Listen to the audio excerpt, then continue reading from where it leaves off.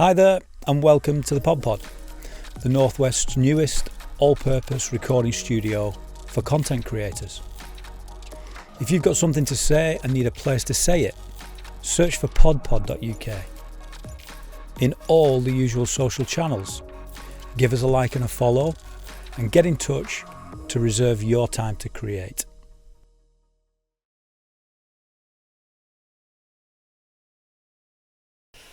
Right, so welcome to our next, most recent Wigan Source Enterprise Network podcast that is funded by Proper Good. So today we have the pleasure of welcoming TalkFirst, who are been around for many years. They've been on our radar for many years, but kind of recent additions to our Source Enterprise Network. So would you like to introduce yourself, Tracy? Hello, yes, I'm Tracy. I'm TalkFirst's CEO, also a family mediator, and I started the organisation probably about 12 or 13 years ago now. Brilliant. Hello, I'm Martine. I'm a mediator with TalkFirst, and I sit on the Board of Trustees as well. Okay.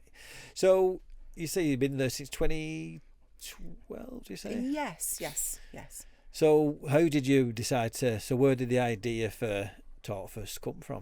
Well, I was fortunate enough to work for Wigan Council for several years before starting the organisation. I did this kind of work. I worked with families, I'd done some mediation, did some family group conferencing, and at some point thought, well, do you know what? Maybe I could do this better myself. I could see some vision. I wanted to do something different. So I took voluntary redundancy from the council, I think in 2011, took a real leap of faith and applied for some funding, set up a CIC, and the rest is history, I guess. Wow, it's amazing because there are a lot of, I know when we started looking at this, you were obviously one of the ones in the round about 2012, 2013, 2014 when it certainly started to kind of grow in its infancy, the sector, and obviously we always were aware of your, you must have been one of the first. There are a few out there like Shirley at Fairclamp and others. Yeah, that's right. We were Resolutions at that time. That's so right. Yeah, I was trying to think what the other one. And where was you based then? You was based in. I started out from home at my dining table. Yeah. Then we went to High Falls Community Centre. That's right. Stayed there till, I don't know, it was about 6 or 7 years ago. Okay. Yeah. And now we're at Ashland House. Ashland House now, yeah. So when did you become TalkFirst, did you say? We came to TalkFirst, I think it was 2017 when we became a CIO. Yeah. So what does TalkFirst?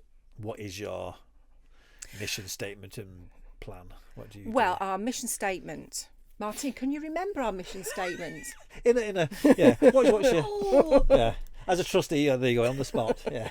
I think our mission statement, which I must admit I haven't looked at recently, it's about working with families in all sorts of forms to promote better relationships and to help them resolve conflict.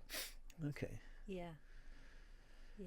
And obviously so that idea that you came up with, obviously that's come from, obviously the massive need in the borough, obviously. Yeah, I think it's come from recognising that family relationships, or good relationships, and relationships that are important to you, are the founding factor in everything that all of us achieved and aspire to.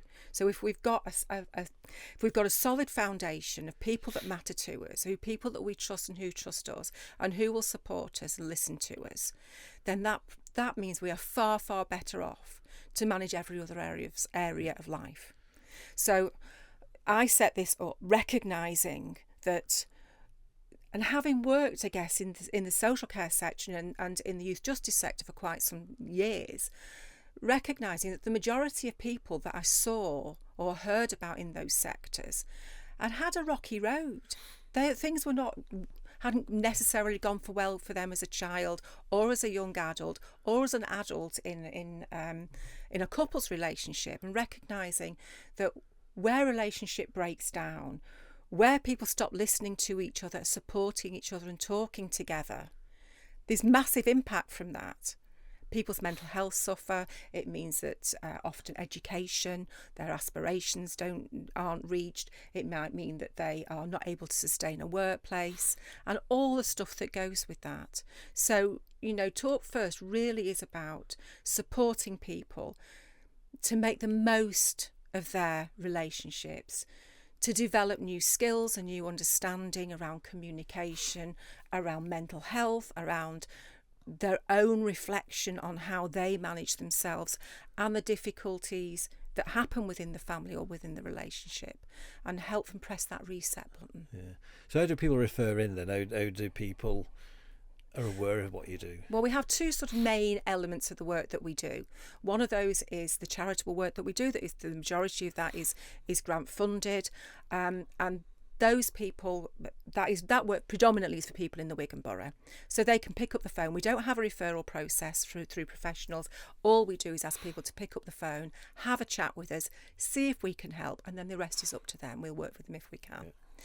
So the other part of the work that we do, which is family mediation, and that sits within the family law arena for those families where parents are perhaps struggling to manage their relationship following separation or divorce, and they may be having some difficulties around their children or other elements of their separated family life, or perhaps those that are in the process of divorcing and need to resolve their financial issues.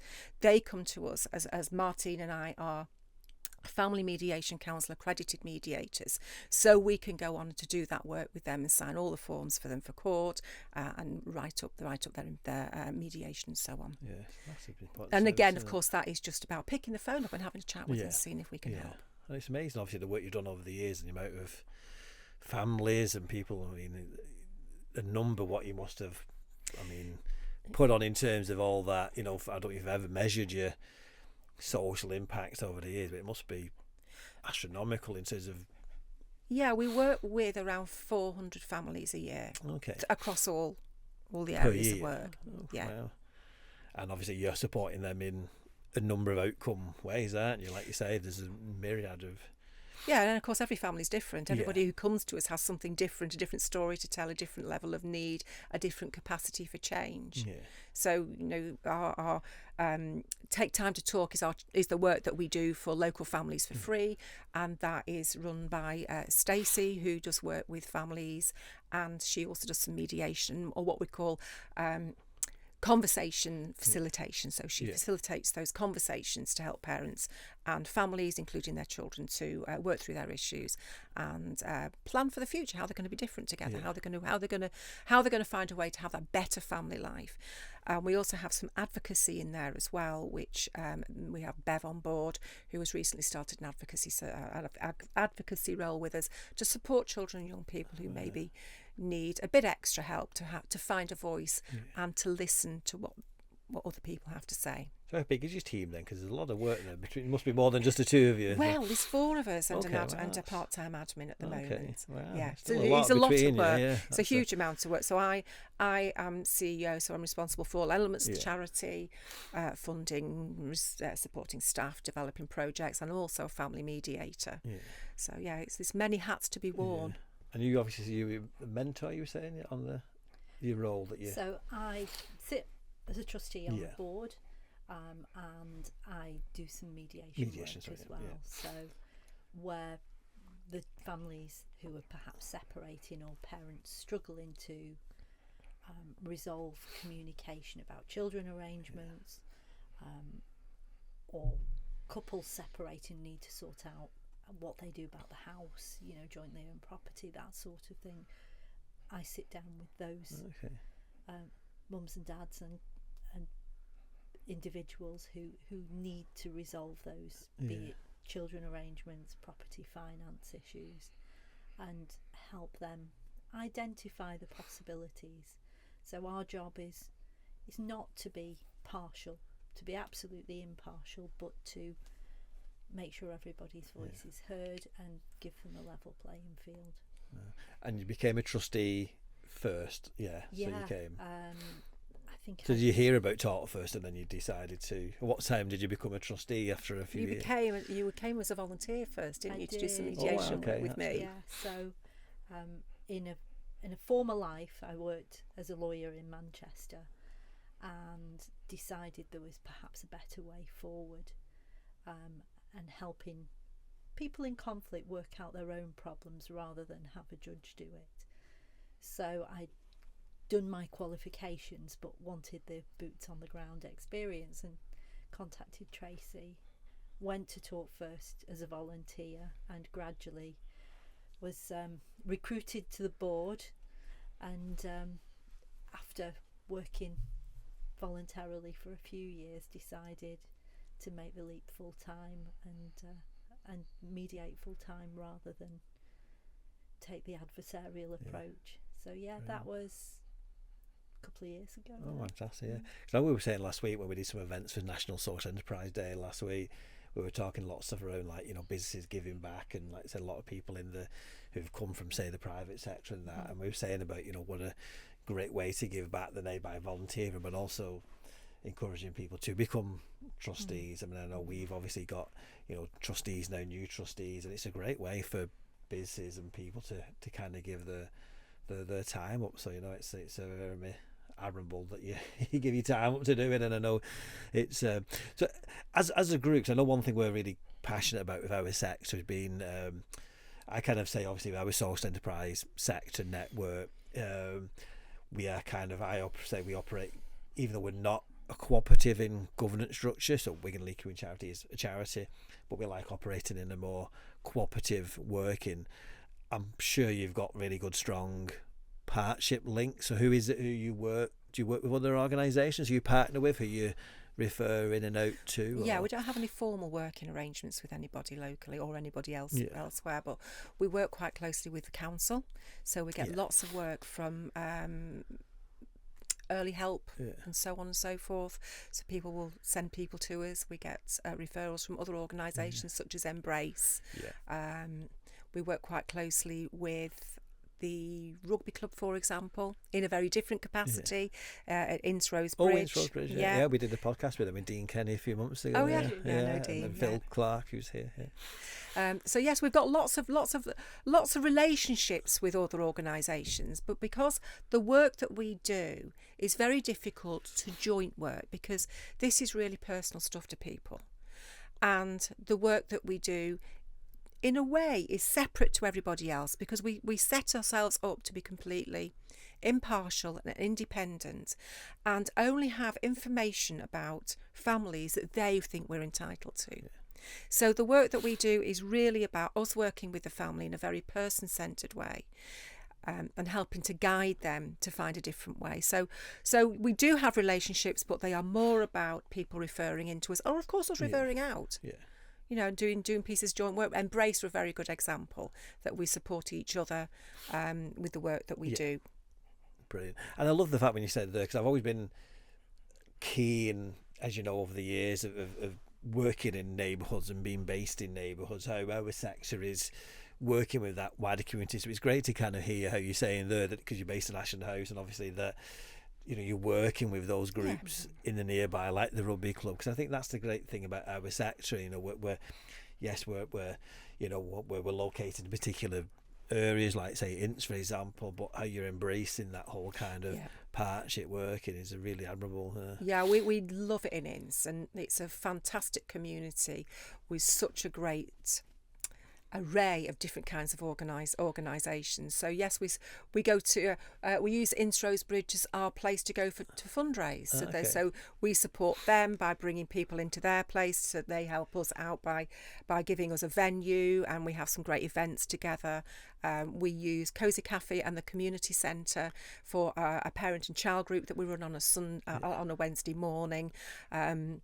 And we know people in the area, and people have got to know us. The people in Ashland House, it's a nice little community, such a very varied community of people in that building. And I think making the most of our joint resources, our expertise, our passion, our enthusiasm, our ideas, it's only going to build strength.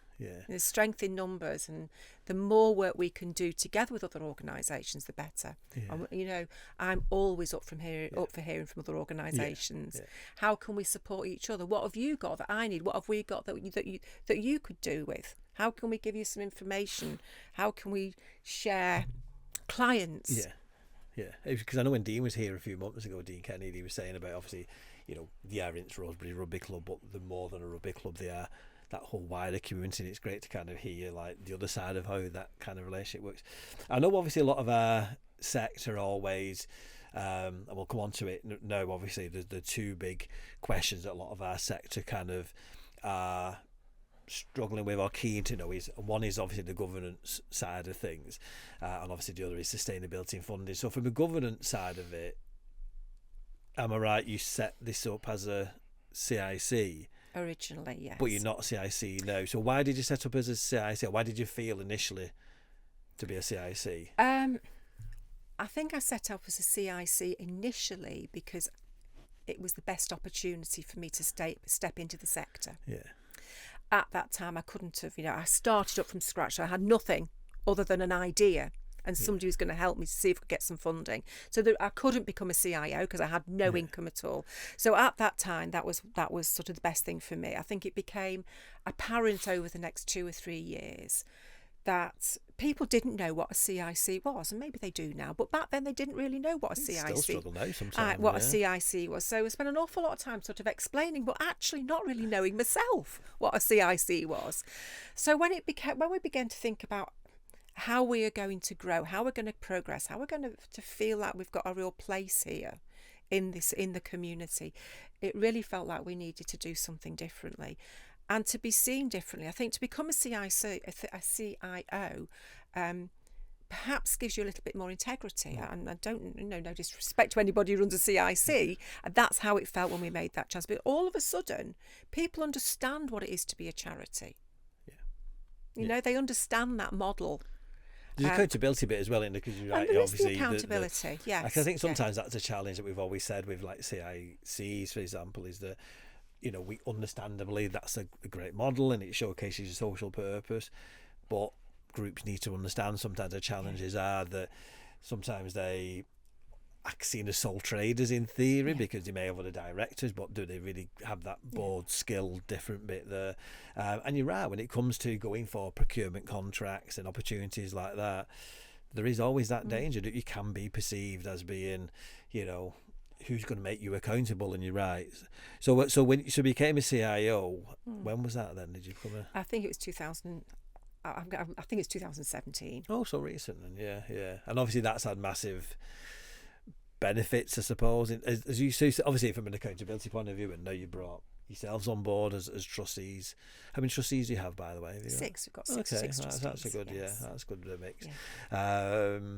So yeah, it's interesting to see, because I think, so does that feel now? Do you feel as the, because I think your story very much resonates with a lot of people I know who set up these CICs or social enterprises and then have that very, very difficult moment where for the future of the organisation you need to not take a back step, because clearly you're doing 10 times more, etc., but take a back step in terms of the ownership and because there's a risk, and this is where you as trustees come in massively, that trust, that respect, that you clearly have a partnership that absolutely, is, because you don't want to suddenly say, actually, take everything you built away and think, actually, we're trustees, we run the organisation, you know what, Tracy, we'll get somebody else. Yeah. and I think I have conversations with people who perhaps run a CIC and they like being a CIC because they feel they've got more ownership over it.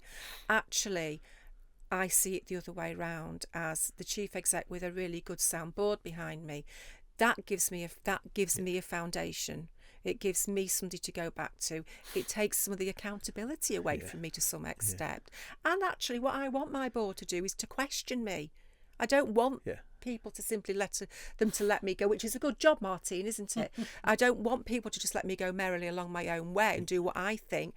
I need them to help guide me with their expertise and their understanding, and of course their legal responsibility to making sure that we run the organisation in the way that it should be done. So that works really well for me. I want to be able to, and I'm very, very proud of TalkFirst. And sometimes I can be a little bit precious about it, but knowing that I've got the people on the board who will question me, who will make me accountable, really helps. And I think that's what we're starting to see. We're seeing a lot of, we've mentioned obviously yourself. I know we've done podcasts before. We mentioned we've remade Wigan. And there's a lot of other groups out there, ourselves included. I've always said to people before, when I set what was called Labrador Water Community Cooperative, as you know, back in the day, in 2014, we were a company limited by guarantee, and I had that, same as you, that decision to say, actually, I want to become a charity. give the accountability to the trustees, and we've got a really great board of trustees now. They're really good, and you're right. It's that accountability, that pressure off to, Yes, they're a great sounding board. They're great at coming up with ideas. So and I think for us, it's going to be an interesting one because again, the future of our sector in terms of, we were saying obviously before we started the podcast about obviously we are businesses, we are paid. We don't just live off thin air.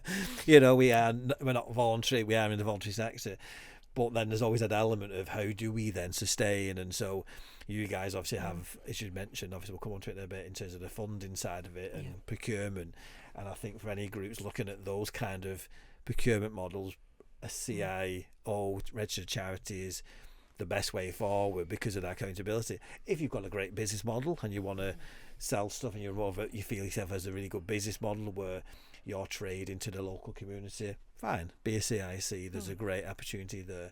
I think you can do both. I mean, we we do both. Yeah. We absolutely have a really good sound business model because the reality is, grant funding and fundraising in a more traditional sense can't sustain our organisation, and it would be really arrogant of us to think that it could.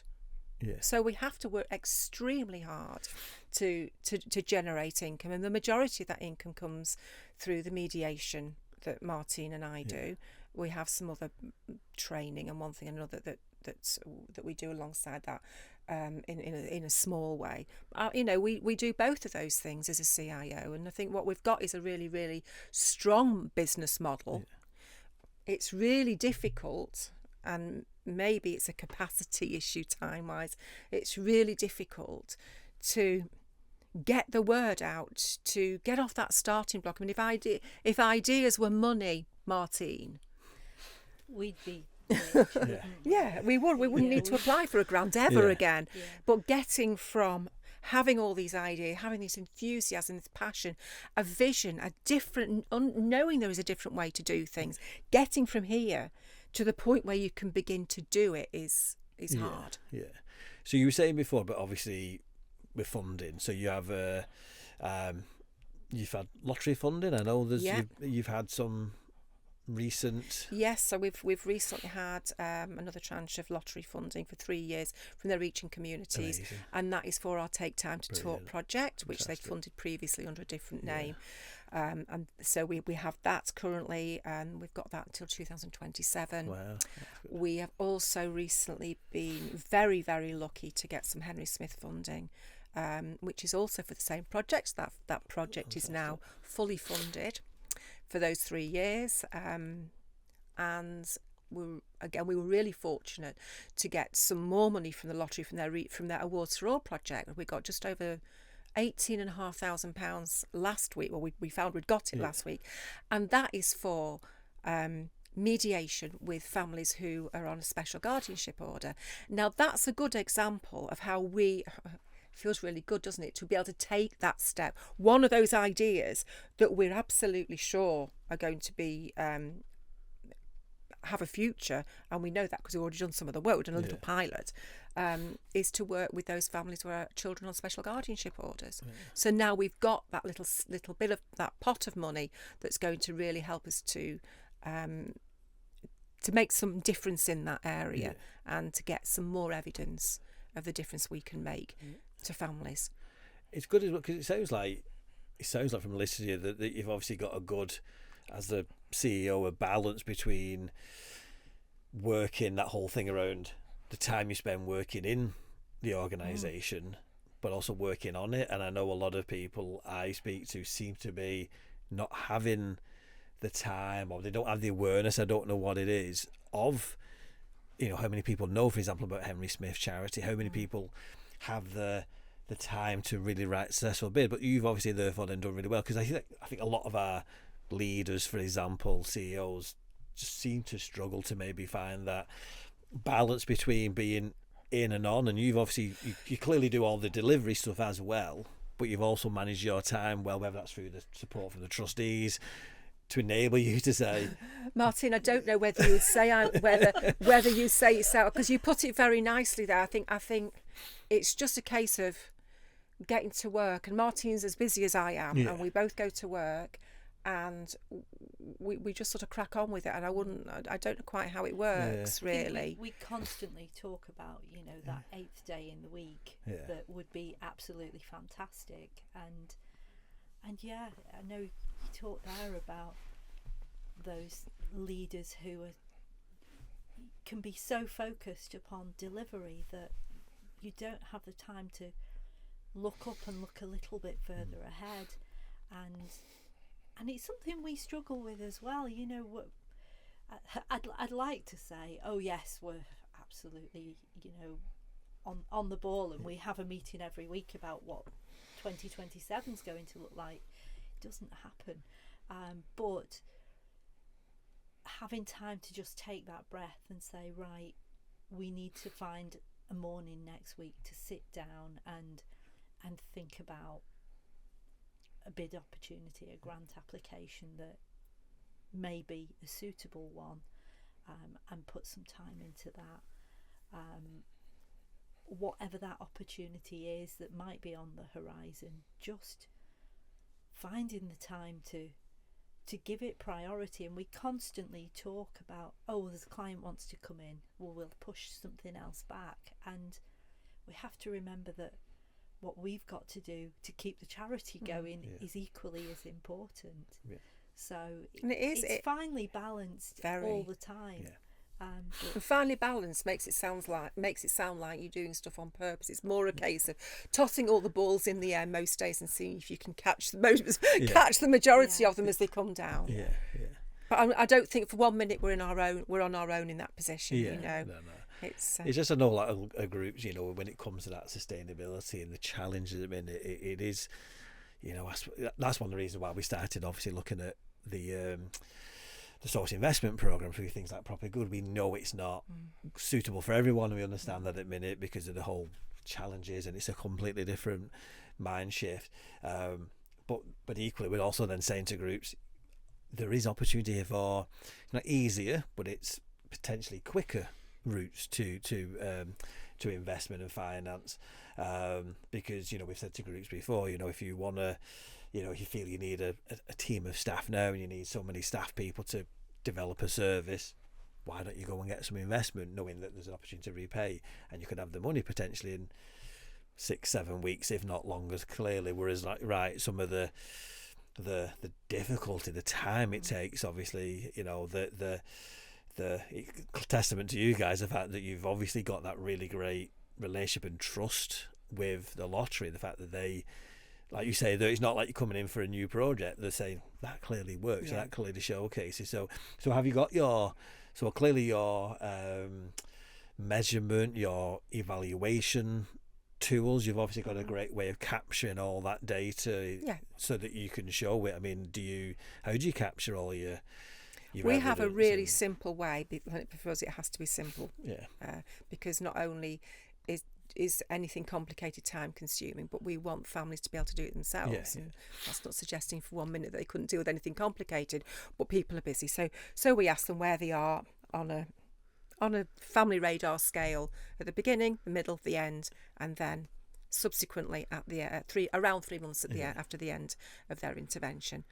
Wow, it's amazing. So and we capture feedback and testimonials and so on. And it's a good tool, because I think, like I say, it's a good tool for people to know that that's thing you need to, because you're right, it is. I don't know many people who are constantly got really great success rates with some of these funding, which, as you know, obviously takes a long time.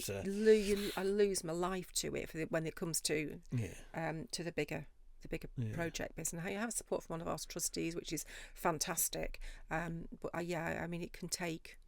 It can. I feel like I lose a month of my life to it.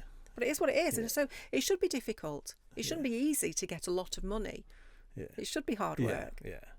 I think there's something in that experience over the years as well, and not trying to fit a square peg into a round hole, and finding the right funder that gets what you do and is going to be on board, so that there's going to be a big sea of fish applying to any funder, but at least being relevant to them and not applying because it's a pot that's open and available for an application. It's about actually scrutinising, is that the right fit for us? Is it worth our time applying? And that's that's something again over the years that you begin to appreciate. Think, no, actually it's not worth our time on that, because there are better suited funders. You just have to be a bit more strategic about it. Particularly more strategic now. I mean, in the time I've been in this business, the chances of you getting a bid now to the same funding opportunity 10 years ago are drastically lower. No, it's so in terms of obviously any barriers you face at the minute, where do you see are the barriers to where you've obviously got funding for it, which is great, but in terms of where do you feel you have any, or are there no barriers there? Have you trustees help you remove all the barriers that you've got? No, we do have barriers, and for me one of the significant barriers is just not having another me. Right. Which sounds crazy, I suppose, but I think we need, and again it comes down to funding, and I think we are getting there slowly but surely to the point where we will be able to grow the team. But that is definitely a barrier, because gosh, last thing I want to do is make myself sound any busier than anybody else is. But finding the time to do all of those things. So yes, have my feet on the ground and do the accredited mediation work, which you have to be able to. You have to have gone through that accreditation process, that training process to be able to do it. We can't just get somebody else in to come and do that. So to be able to do that and manage the projects, and to apply for the funding, and to do all the other stuff that everybody knows about running a business, whether it's a CIO, a CIC, or any other company. There's a lot of work in the background. So that is the barrier, the biggest barrier for me. I think we're starting to make progress. We're still, after all of these years, we're still very small. It would be great to think that we could grow beyond what we are now, and that would hopefully mean us growing geographically, so getting out into other boroughs perhaps, but growing I suppose vertically as well, and thinking about the work that we do is about relationships, and relationships are everywhere. So people at work have relationship difficulties. It makes a difference to how they do their job. Elderly people who have relationship difficulties with their children, that makes a difference to their health, and that is everywhere. So in terms of supporting people to have a different kind of conversation and to develop the means to have better relationships in their life, whether they have got small children, elderly parents, a workplace issue or something else, means that the landscape is really broad for us. And I think finding the time and the people to take a step towards some of those other areas is what I want to be able to do. Because it's interesting, like even from the point of view of succession planning as well, in it, like you say, trying to because I know that's always one of the risks that we have with our organisations, is that we're so involved in it, but a lot of our organisations have not really thought about succession planning, so you having another person for. So you mentioned as well, you mentioned something in then about working on the boroughs. You mean like other parts of GM, other parts of the country? Is that I think GM, yes. So nobody, so is nobody, so because it's interesting, because you're right, obviously we some really good stuff going on now across GM, and some opportunities we know of in terms of I know there's a lot of stuff that we're involved in, some of our partners in terms of GM, and so it's interesting to say that, because I know there's this piece of work we're working on at the minute, which I don't know if you're aware of, called our business cooperative. It's something that we're working on at the minute through GMCA. It's been funded, and the whole idea is to create this GM-wide cooperative, or business cooperative. So there is a platform that's being designed at the minute, and the whole idea is for that purpose, which is to say TalkFirst needs to be signed up to it, and there will be people in Salford, in Tameside, in Trafford who will be like, actually I want to buy that service in. So I know that's something where we do a lot of our work at the minute, is trying to bring some of that stuff together. Same with the proper good, which is Oldham, Wigan, Bolton and Stockport. So I think that's a really good opportunity there to make sure that we get TalkFirst there, because and that's why for me that's exciting to hear, because I know some groups will be like, we don't have the capacity to do that, and they may want to understandably focus on a neighbourhood level or even a Wigan Borough level, but to see you've got that passion and that and clearly there's opportunities there for you to, you know. And you mentioned, procurement earlier on, and thinking about how organisations might want to use our services for the benefit of their residents or their clients in order to make things easy for the organisation. We just help people to talk to each other. That dumbs down what we do massively, but essentially that is what we do. We get people to talk to each other and to listen to each other using the skill set of a mediator, which is really specific, and that can be used anywhere. So perhaps one of the key things is to get that word out to people, because people think about mediation or facilitated conversations as being very specific to certain areas, such as those parents who are separating. But actually, this is just about people being better together. So getting that word out across different geographical areas, but across different service areas as well, I think will be really, is something I am desperately trying to. Have you been part of some of the GM Live Well conversations? Have you been involved in some of the Live Well stuff that's going on in GM, or? I haven't, no. And do you know what I know about it? It really is a capacity issue. Exactly, that's it. And Martine, you do some of that stuff too, don't you? But it is a capacity issue, and I think that's where I was saying, about wanting another me. But it's interesting because I know that opportunity for us, for example, to start and making sure that some of the other partners who are working with a minute in terms of building some of that infrastructure across the borough, because you're right, we making sure you have the time or are aware that these, because we know there's lots of different events going on, there's lots of conversations. We know Andy Burnham, for example, is keen to look at obviously changing the way that they do the DWP in terms of that whole support there and bringing it out into neighbourhoods, and again the role that Ashton House could play in some of that.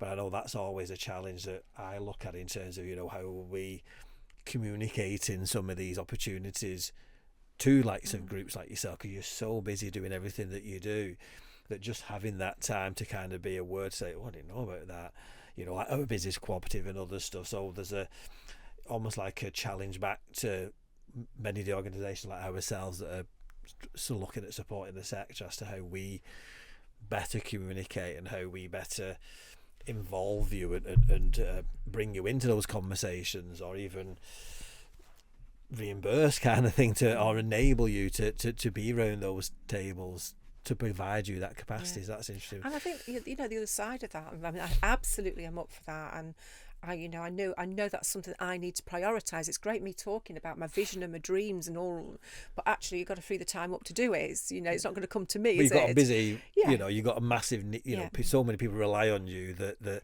it's a balancing. Yeah, it is. And I think to be able to come to that table in some way will be fantastic for me and for TalkFirst. But actually, I think that works the other way as well. And I think I've got experiences from running this organisation, sitting in this sector, things that have gone well, things that haven't, new ideas that actually other people might benefit from around that same table. So before we finish, there's a kind of and obviously you're never going to be so many things you'll want to do and so many support that is needed clearly. So for example, if let's class it on a score of 1 to 10. So if let's say 10 is a perfect day, so you wake up this morning and everything was perfect and everything was not just for the company but for the lives of the people that you're supporting, if 10 is perfect, where do you feel, both with TalkFirst and where the challenges of the people you're supporting are, where would you put yourself on the scale? If you look at it from a company point of view, where would you say on a scale of 1 to 5 or 1 to 10 you are at the minute? Because you're clearly high, you're doing a lot of.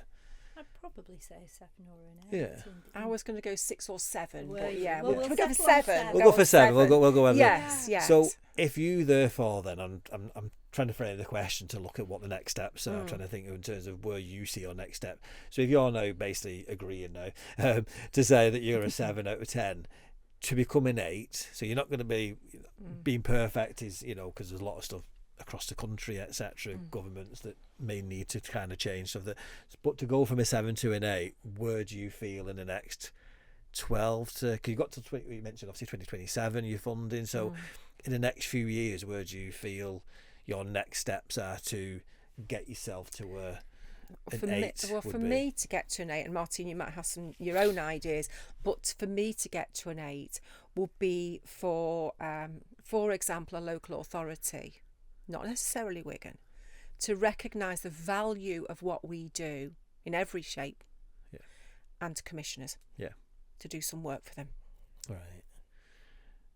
Yeah, no, I think that's definitely needed. So that's obviously, and that is something that, I mean, do we know obviously of other councils in the country? Because surely there are. Who do what we do? Yeah. Or where those opportunities are. So you're saying about procurement, are those opportunities? They should be. Some of those opportunities are within the public sector. Yeah. Where I'm not aware they're in Wigan. So we're not. It's not like they're out there at the minute, but they're being brought in elsewhere. Are they? Well, I think because mediation is a very broad subject. You know, you might have, for example, a housing association or a local authority that provides mediation to perhaps those people in the neighbourhood who are having some relationship difficulties and the impact on the neighbourhood. So they may do that. Yeah. In terms of local authorities who have, they have to have some mediation opportunities for those people who are, I believe, perhaps have got children who are at risk of being accommodated in the local authority. So there's some mediation available there. My understanding is that is usually in-house. Yeah. But yeah, I think I would love to be able to secure a conversation with somebody in one of the local authorities, just to be able to talk about the value of relationship-based conversations and for help for them to give consideration to what that could bring to whatever sector they feel is the most needy, whether it's people who are in hospital, for example. I know this is obviously clinical rather than social. Those people are in hospital but are unable to go out of hospital because they haven't got the kind of relationships with their family needed to support that, or any of many different areas. Yeah. Because that would make so much difference, like you say, those procurement opportunities. I know it's something we need to. And to have some trust put in us. We might be small, but we know what we're doing. Yeah, and that's testament to yourself. Like I say, that there's it's great to be able to speak to you, because you are, like we said before, you know, one of the kind of original cohort that I remember back in the day. You know, when this kind of movement started in the early 2010s, and that you've done amazing to get all this stuff already, the lives of the thousands of hundreds and thousands of people you've supported, etc. And you're right, and that just shows that you are, you know, we're still here. It's not here always easy, but we are still here. Yeah. So that I don't like the word risk, but that risk, whatever commissioners or funders or whatever feel, that risk is low with you guys, because you've proven your. I know this is something we've been looking at now within our Proper Good programme, where we've started working with Laura from the Armed Forces around that whole, like we said before, the social impact measurement, which I think would be, I mean, you know, if it's not anything you've done before, that whole, for every £1 invested in you guys, the social return, like, it's going to be astronomical. I did have some sort of a recipe for that maybe 8 or 9 years ago, but I just looked like something had been fed through the secret sausage machine. I could make no sense of it whatsoever. So I might need some help with that. Well, we'll have to get hold of Laura, because Laura from the Armed Forces does amazing stuff, and I think that, and again, these are the kind of interesting things that when we speak to our sector to kind of find out what support the people need. Recently we sent out a survey, which we'll be sending out the information on our bulletin when this podcast goes out next week. Around when we interviewed, we spoke to a lot of our sector and did a survey, and a lot of stuff around, obviously, business planning, etc. That backroom support came out a lot, etc. In terms of people needing the backroom support function to support, but also, like I say, a lot of that need to kind of look at that social value measurement, because you're right, that hopefully could be something that might get commissioners to. So from your side, as a trustee, in terms of so you've obviously to get from 7 to an 8, where do you feel from a trustee board? I think it's about sustainability and growing that side of the organisation. The grant funding opportunities are there, but they're so competitive, and you can't rely upon a grant coming in. So that ability to be able to cross-subsidise what we do through the privately procured work, the more we can grow that, I think the more we can continue to deliver the free work without holding our breath and putting our best application in and keeping everything crossed. So it's certainly about growing that sustainability, whether that is more of what we do now or expanding, be it horizontal or vertical, that service. And as Tracy says, relationships are everywhere. I mean, workplace mediation, you know, you spend as much time at work almost as you do with your family, and there are relationships there that can be tested, and the ability to be that impartial, independent conversations facilitator that goes in and takes one weight off a chief exec of be it a private organisation to say, right, we'll handle this for you. We know how busy managers and chief execs are, so to be able to, for us, grow into that sector as well, it would support the sustainability as well as actually the work that we do. Brilliant. And one thing we've not mentioned is you mentioned it before, but are you still one of the MERS charities? Yes, That's we amazing, are. Absolutely, we're absolutely delighted to be chosen by Debbie Parkinson for the Mayor 2024 to 25, alongside, of course, Wigan and Lee Hospice. So yes, one of the biggest, I guess, charitable organisations in the borough, and perhaps one of the smallest. So we're absolutely delighted to be supported by that. Fantastic. No, that's amazing. It is. It's such a recognition. It's no, that's amazing. That. Anyway, then, like I say, amazing to see you guys, and like I say, for yourself, I know we've known each other for so many years, and we keep, but it's just nice to be able to kind of share your story, really, because I think, like I say, it's a, it is a sector that is growing all the time. We've seen a lot of, over the last 10 plus years, seen a lot closed down, unfortunately, for various reasons, capacity, funding, etc. But so for you guys to still continue to do this is amazing. So, and obviously for you guys as trustees, etc., we know the importance of having trustees as well. So that's amazing for you guys. So brilliant. Thank you very much. Great to meet you all. Really enjoyed it. Thank you very much. Thank you. Thank you.